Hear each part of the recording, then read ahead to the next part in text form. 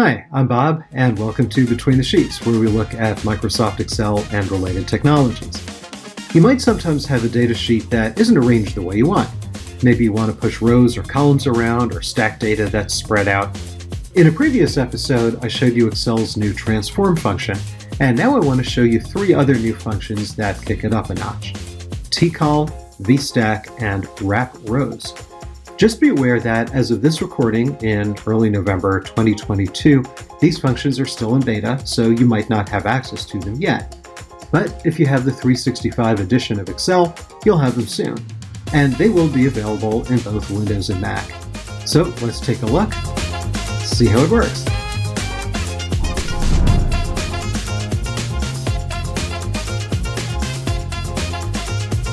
Let's start by looking at the TOCOL function. So you see here I have three columns of coffee varieties, and what I want is to combine them so they're just going down one column.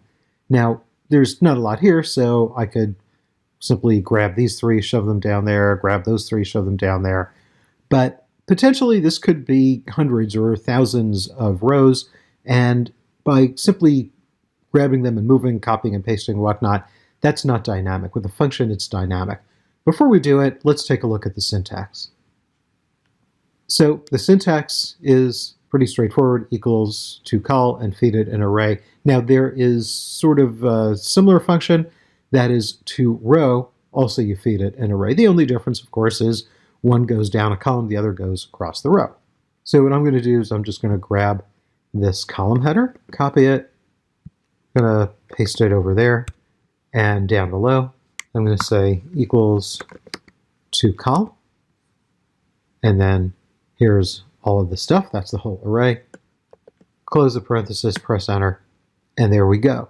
You'll notice this is a spill function. We have that nice shaded border around it. When I click the cell where I typed in the function, there it looks normal. If I click any of the other cells, you see it's grayed out. If I had used the toRow function, I would simply have all these varieties listed across the row, so each one would be a column header. Let's go to the next function, VSTACK, and this is a little different. You notice we have three pairs. We've got one pair of varieties and the pound sold, a second pair of those, a third pair of those, and kind of like before, I want to take all of those and list them straight down these two columns. Again, let's take a look at the syntax. So with the VSTACK syntax, we say equals VSTACK, we feed it the first pair, comma, the second pair, comma, the third pair. You could have as many of these as you want. And this also has a corresponding function called hstack, where syntax is the same and the data would just be listed across the row horizontally. So I'm going to say equals VSTACK, there's the function, and I'm going to select the first pair, comma, second pair, comma, third pair, no comma because that's the end, close the parenthesis, press enter, and here we go. Also, this is a spill function. You see there's the border. Click the first one, you can see there's the function. Click any of the other cells, and we see that's grayed out. The hstack function would be the same thing, just kind of rotated 90 degrees going across. Let's take a look at our third function, WRAPROWS. This one is a little different. You see, we have three varieties and then corresponding the number of pounds that we want sold. So I want this one to be under here, this one to be under here, I want this one to be under here, and I want three sets of these. Also, let's take a look at the syntax. So the WRAPROWS syntax, we say equals WRAPROWS, feed it the first array, and then where do we want it wrapped? And we're going to put in a number. And that's going to be what is the last column, how many last columns do we want. Also, there's WRAPCOLs. I'm going to show you this one. Syntax is the same, but it's going to look a little different. So I'm going to say equals WRAPROWS. You see there's both of the functions. I'll choose WRAPROWS. So I'm going to select this entire row, and where I want it wrapped is after the third column. So I want the third column to be the end. So I'm going to put in comma 3, close the parenthesis, press enter, and there we go. So if I want the second one, I might go down here And down there, I will say wrap rows,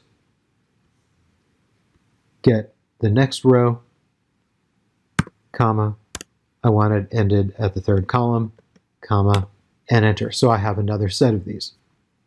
Now, what if I want this sort of on a column? So let me go down here, and I'm going to say equals wrap cols, and kind of the same thing, but now when I grab those same 6 cells, comma, 3, so that syntax is the same, but now you see how it's all listed sort of on the side, like it's rotated 90 degrees. And now if I want the second set, I could go down here, equals wrap cols, get that line, comma, wrapping at 3, close a parenthesis, and we have another one. So I could have multiple sets, and if I want, of course, I could have these one on top of another, just like that. If you're wondering when or where you might use these, remember you might not need to use them by themselves. Like all functions, you might want to nest them inside other functions. So until next time, my name is Bob, and this has been Between the Sheets.